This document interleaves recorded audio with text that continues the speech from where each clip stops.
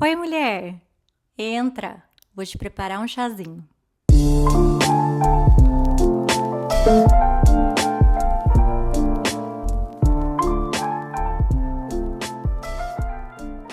Prazer, mulher. Meu nome é Isabela Gutierrez. Eu sou psicóloga voltada para o público feminino, alinhada às pautas de gênero.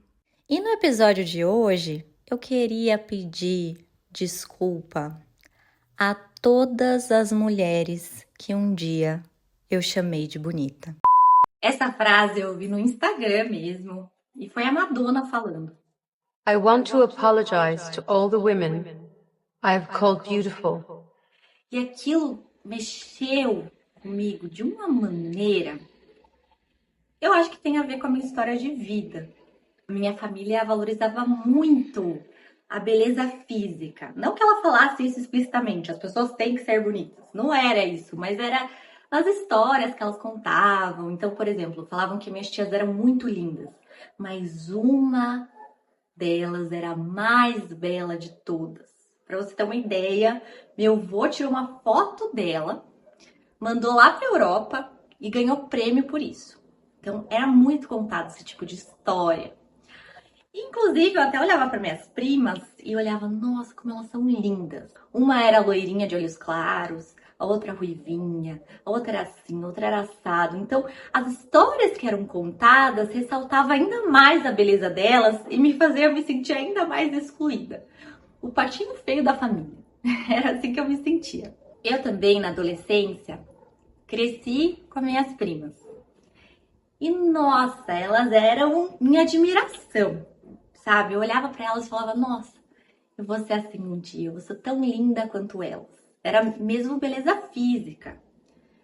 Também eu entrei em crise quando a minha irmã mais nova cresceu e eu achava que ela era mais bonita do que eu. Eu falava, não, nossa, não acredito que minha irmã é muito mais linda do que eu. Então todo mundo era mais bonita, menos eu.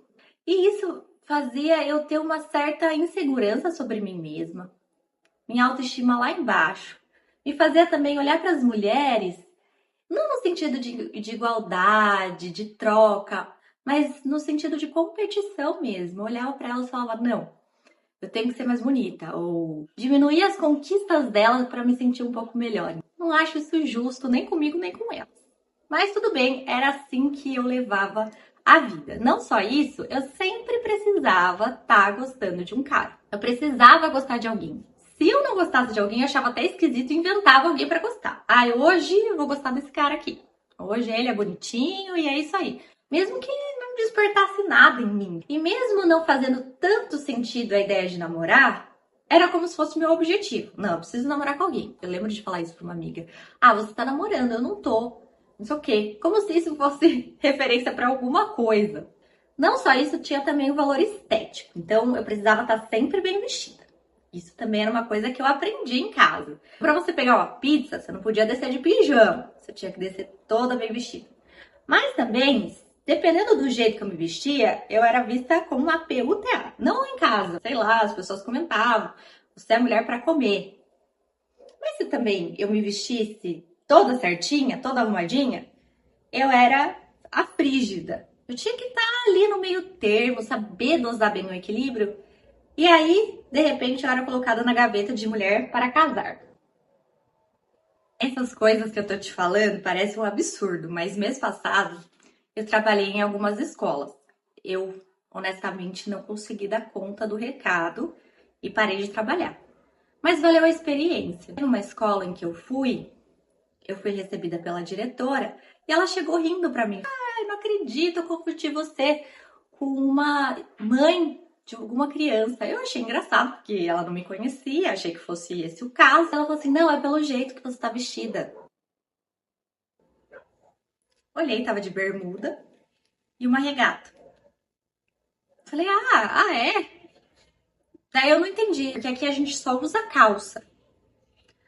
Eu falei, nossa, como assim? Por que vocês fazem isso com vocês mesmos? É só calça. Tá muito calor. Ela, não, sabe o que é? É que eu puxo a orelha dos funcionários aqui da escola, puxo a orelha aqui dos alunos, porque eles precisam só usar calça comprida. Se for para usar alguma coisa, tem que ser saia, tem que ser vestido, não pode ser shorts curto. Aí eu entendi do que se tratava. Se tratava do tamanho do meu shorts. Eu falei, então você pega no pé das alunas, não dos alunos. Falei assim. Ela, não, eu pego no pé dos alunos também. Só que ela mesma se percebeu falando e viu que não deu muito certo. Nessa eu me aproveitei. Falei, olha, por que você pega no pé das alunas? Continuei falando no feminino. Ela, porque por causa dos olhares dos meninos. Falei, então a gente não tem que trabalhar, na verdade, esses olhares e não a roupa que a mulher tá vestindo? Ela, não, mas é que eu me importo. É lá na rua, né, Isabela? Então imagina, essa aluna vai lá na rua e acontece alguma coisa com ela. Eu falei, bom, se você tá falando de abuso, de algum estupro, a gente não tem que olhar para os abusadores e estupradores e não para as mulheres. Aí você vai estar acusando a vítima. E a vítima não é quem fez o abuso. Quem fez o abuso é o abusador. Então a gente tem que olhar para esses olhares. Consegui me posicionar, ainda bem. Mas em uma sociedade que a gente só escuta esse tipo de coisa, eu poderia muito bem falar, nossa, é verdade, ai, desculpa. Não é? Por sorte, eu tinha lido sobre a Valesca Zanello. Gente, eu indico muito, muito, muito, muito. Leia alguma coisa dela, pegue algum podcast dela, ela sempre tá na internet, ela sempre tá no Insta, ela tá em todos os lugares. Então, só você procurar Valesca Zanello que você vai achar um monte de coisa sobre ela. Ela fala coisas muito legais sobre as mulheres, sobre gênero, e não, assim, vozes da cabeça dela. Ela fez pesquisas, muitas pesquisas sobre o assunto, e ela divulga essas pesquisas. Ela traz muito sobre a identidade nossa enquanto mulher, que a gente aprendeu que a nossa identidade tem a ver se um homem tá gostando da gente ou não, se um homem tá desejando a gente ou não. O homem aprendeu a amar muitas coisas e as mulheres aprenderam a amar os homens. Essa é uma frase de um dos livros dela. Eu achei sensacional, porque aí explica toda a minha história. E talvez explique a sua também. Ela fala da prateleira do amor. Sabe quando você vai no supermercado? Sei lá, você vai comprar uma mostarda. Aí tem as marcas, entre aspas, melhores, sei lá, que pagam melhor, talvez, não sei. Mas tem as marcas ali que são mais recomendadas, e tem as marcas ali também da mostarda, mas que estão lá no fundo da prateleira. Ela faz essa comparação com as mulheres também, que tem mulheres que estão no melhor lugar da prateleira, e tem mulheres que estão no pior lugar da prateleira. Quais são as que estão no melhor lugar? Branca, magra, loira. Ou seja, completamente racista, misógino, etarista, essa prateleira. Porque tem que ser jovem também, tá? E gordofóbico, porque você tem que ser magra. É absurda essa prateleira. Mesmo se você estiver no melhor lugar da prateleira, você não vai estar bem. Você não vai estar segura. Porque qualquer hora você pode engordar, você vai envelhecer uma hora, mulher. Também tem essa. A gente nunca vai estar bem nessa prateleira. Para que serve essa prateleira? Para os homens escolherem as mulheres. Que a gente ali é vista pro homem. Nossa identidade é para eles ali. Eu tenho que ser objeto de desejo deles. Então é uma certa objetificação também. A gente só vai ser alguém se a gente for desejada por homens. Isso é triste. Vamos mudar nossa identidade, vamos trazer valor para as nossas coisas. Por isso é tão complicado quando a gente acha que autoestima e amor próprio tem a ver com beleza. Tem a ver com, cuidado com a pele e tal. Tudo bem, tudo isso pode ajudar, mas isso aí é muito secundário. Mas assim, bota secundário nisso. Saia dessa prateleira.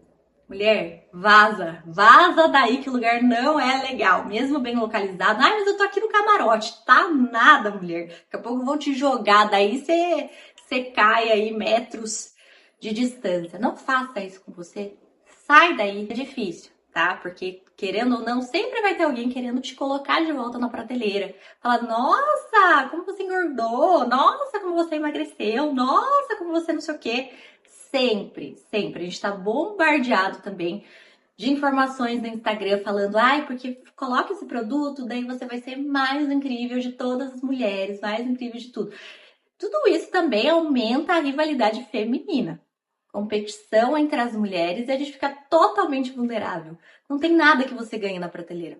Nada, nada, nada. Então faça esse exercício de sair daí, de dar no pé. To all the women I have called beautiful before I've called them intelligent or brave. I'm sorry I made it sound as though something as simple as what you're born with is all you have to be proud of when you have broken mountains with your wit. From now on, I will say things like, you're resilient, or you are extraordinary, not because I don't think you're beautiful, but because I need you to know you are more than that. Eu tenho a impressão de que é muito confundido o amor próprio com o narcisismo, com onipotência. O que é isso? É você se achar linda, absoluta, perfeita, incrível, eu posso tudo, eu consigo tudo. É uma percepção, assim, eu diria que quase delirante sobre si mesma. Pior ainda é achar que amor próprio tem a ver com padrão de beleza. Ah, então eu tô linda, eu tô incrível, meu rosto tá perfeito, meu corpo tá escultural. Isso aí, mulher, tem nada a ver com amor próprio. Na verdade, se você for por esse caminho, mais você vai se perder. Mas você vai ter dificuldade de encontrar o seu valor, o seu amor por você mesma. O amor próprio, ele vem de dentro. Ele vem em reconhecer suas limitações, suas dificuldades, suas qualidades, o seu potencial, como você se trata também, se você tem autocompaixão, se você perdoa, se você consegue se acolher quando a situação aperta. Então, tem muito a ver com a maneira que você trata você mesma.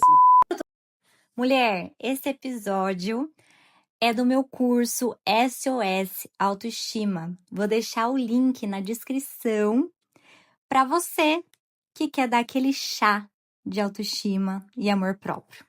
Um beijo!